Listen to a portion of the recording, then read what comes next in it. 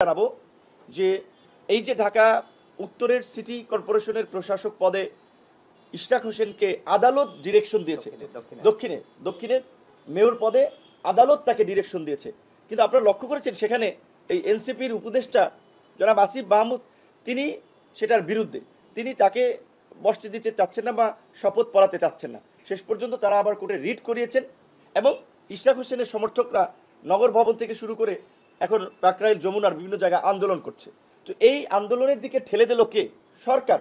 কারণ উপদেষ্টা সে পিচ্ছি হোক আর বড় হোক, গ্রাজুয়েট হোক আর আন্ডার গ্রাজুয়েট হোক, সে তো উপদেষ্টা, নাবালক হোক আর সাবালক হোক, সে তো উপদেষ্টা। এখন সেই তো এই ক্রাইসিসটা তৈরি করলো। এই যে আজকে এখন একটা দলকে জনগণের মাঝে দেখানো হচ্ছে যে তারা জনদুর্ভোগ তৈরি করে মেয়র পদে বসতে কর্মসূচি পালন করছে। এই পরিস্থিতিটা তো সরকার এবং এই উপদেষ্টা তৈরি করলো। এই রকমের ব্যক্তিগতভাবে যাদের বিদ্বেষ রয়েছে তারা তো উপদেষ্টা পদে থাকতে পারে না।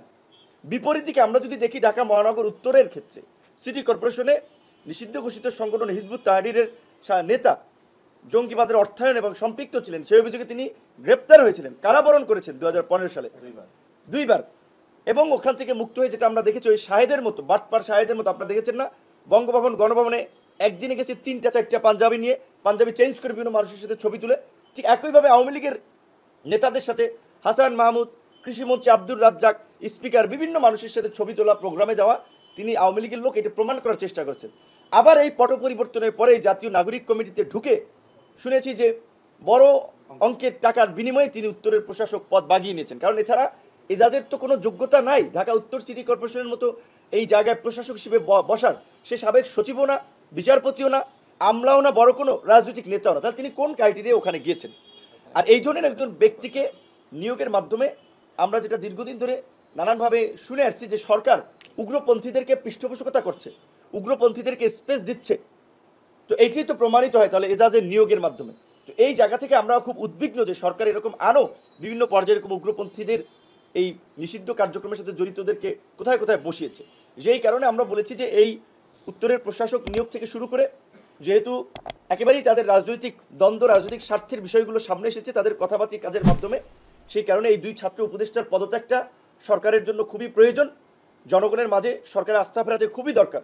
তাই আমরা প্রফেসর ডক্টর মোহাম্মদ ইউনূসকে অনুরোধ জানাবো অনতিবিলম্বে আপনি এই ছাত্র উপদেষ্টাদেরকে অপসারণ করুন এবং সরকারের নিরপেক্ষতা নিশ্চিত করতে যেই প্রশ্নগুলো উঠছে সেগুলোর একটা সুরাহার দিকে আপনাকে যেতে হবে।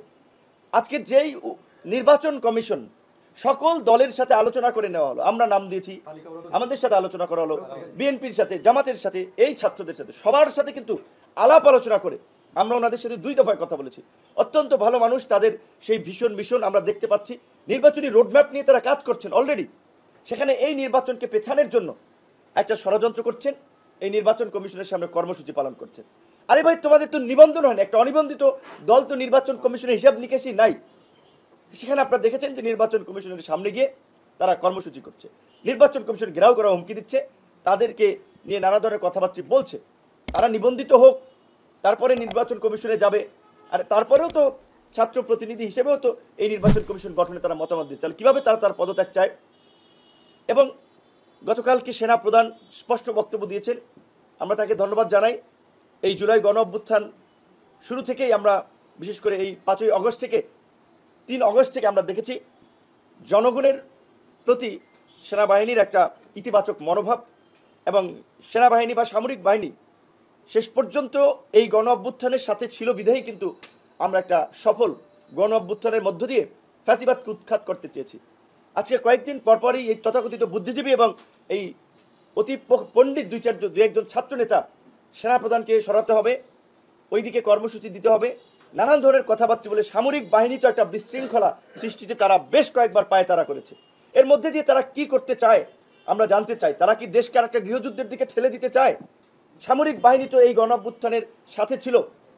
হাসিনা পালিয়ে যাওয়ার পরে এই সেনা প্রধানই তো সব রাজনৈতিক দলগুলোর সাথে আলাপ আলোচনা করে আপনার কিভাবে সংকট নিরসন করা যায় সেই উদ্যোগ নিয়েছিলেন। তাহলে কেন এখন তাকে ভিলেন বানানো হচ্ছে? কেন তাকে বিতর্কিত করা হচ্ছে?